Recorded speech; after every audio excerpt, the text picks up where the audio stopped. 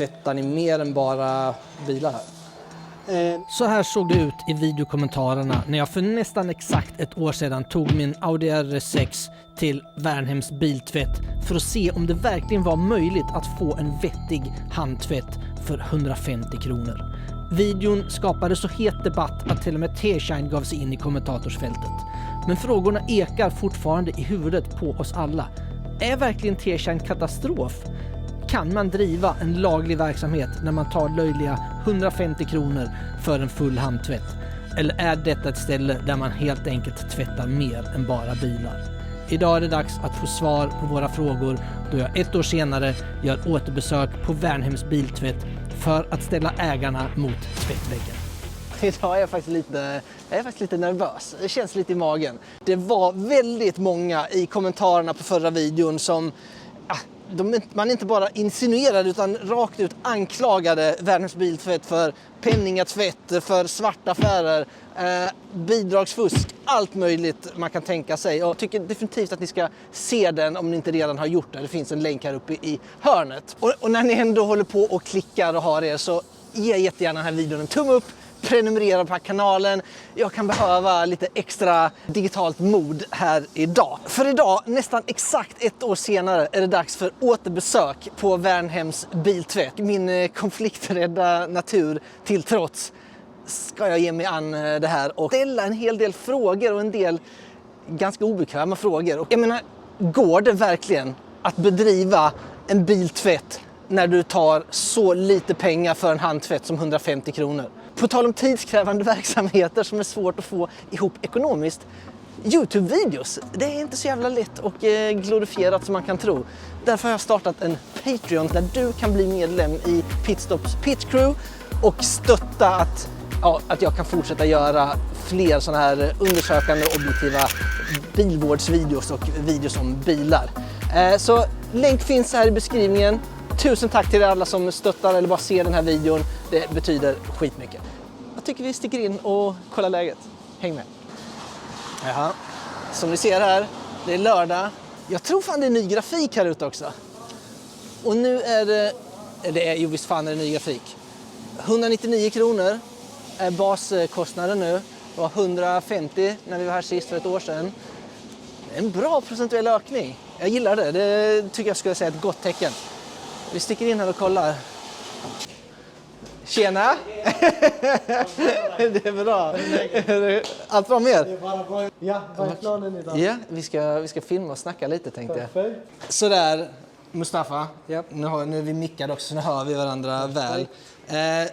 Det är ett år sedan jag var här. Stämmer. Men du var inte här när jag var här och tvättade? Nej, för jag jobbar här på deltid. Alltså kommer när jag kan. Vi har några andra härliga typer här.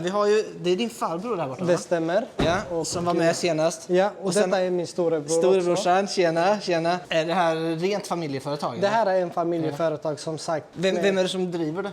Det är min pappa i detta fallet. Ja, precis. Är det din pappa som äger företaget? Nej, då är det min andra storebror som äger. Men pappa är chefen här och driver det mesta. Ja. Så att... Jag såg ju direkt när jag kom hit. Det har hänt någonting utsidan också tror jag. Stämmer. Kan vi gå ut och kolla vad ni har gjort? Det kan vi göra. By the way, det här är absolut ingen sponsrad video. Jag är bara väldigt nyfiken på att se vad som har hänt. För ni är väldigt många som har sett förra videon.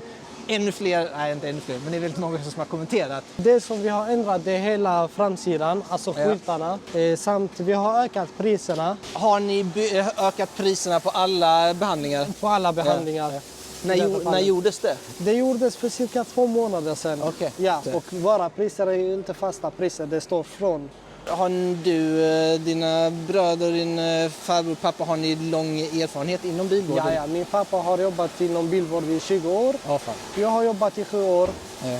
Min storebror har jobbat också cirka som mig, 7 år. Ja. Min farbror är ganska ny, cirka 2 år kan man säga. Ja. För han är mest på heltid här med min pappa. Vad gör du? Jag jobbar som väktare och ordningsvakt. Okay. Så håller jag på att utbilda mig till skyddsvakt också. Cool. Ja. Hur är det med brorsorna? Min storebror, han jobbar på lager och restaurang. Ja. Och min andra bror som äger företaget jobbar både lager och han är arbetsledare i Emporia i logistiken. Okay. Ja. Så det här är liksom inte, det är ingen av brorsorna som jobbar heltid med? Nej. Vi kommer hit bara för att hjälpa till när pappa vill vila. Okej. Eller att jag känner, för jag har intresse inom bilar så jag gillar att komma på mina lediga dagar, bara se läget.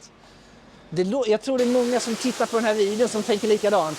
Det är ett intresse och man gör det för att man tycker det är kul. Liksom. Absolut, det är klart. Mustafa, nu står vi här. Det är full rulle i tvätten. Det jag också minns var full rulle, det var i kommentarerna. Jag sa det här innan i introt. Det var många som inte bara insinuerade utan regelrätt anklagade. Så jag måste ju faktiskt ställa frågan rakt ut.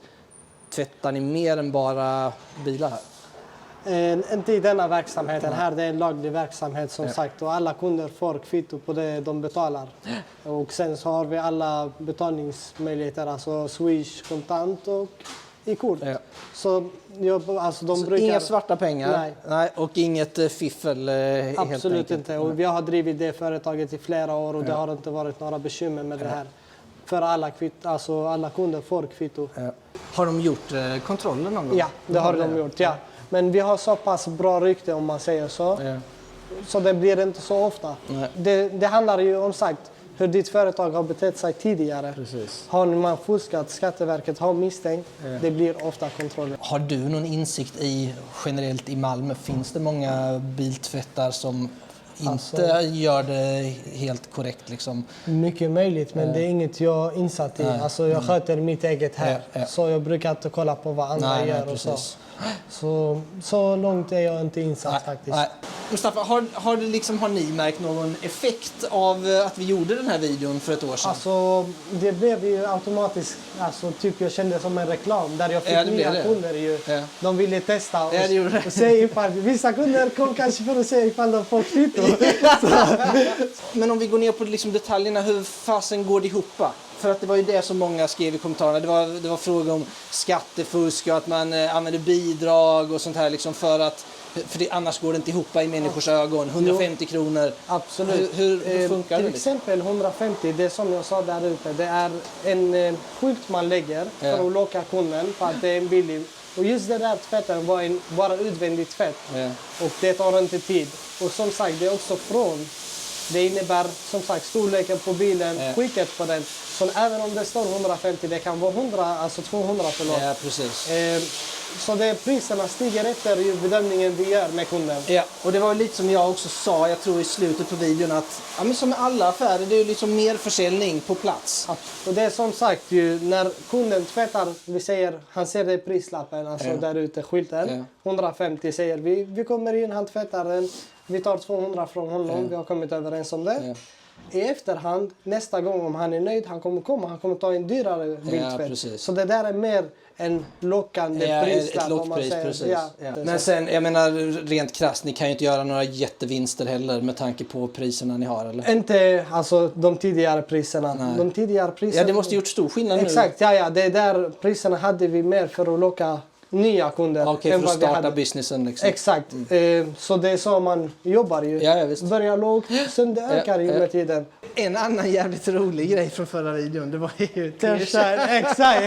Det där också, jag blev lite fin. Är den bra? Det är inte original den flaskan. Nej, det är inte T-shirt. Men den inne, det är parfym från Sephora och Kicks. Vi köpte 600 kronor. Tearshine är... Nej. Det är resultat, bara reklam. Det är inte bra. Det var Tobbe på Tearshine som kom in och skrev sköna gubbar. Så det måste jag också ge Tearshine, om det nu var du Tobbe.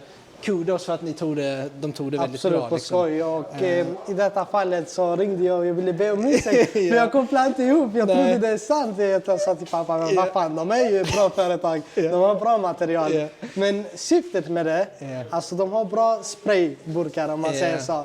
Och ibland typ parfymer i dem så kan vi spraya. Ja, exakt, för då går inte munstycket sönder på samma sätt. Exakt. Ja, men då är det dags att lämna Värnhems biltvätt för idag. Gör så här. Tack för idag. Tack.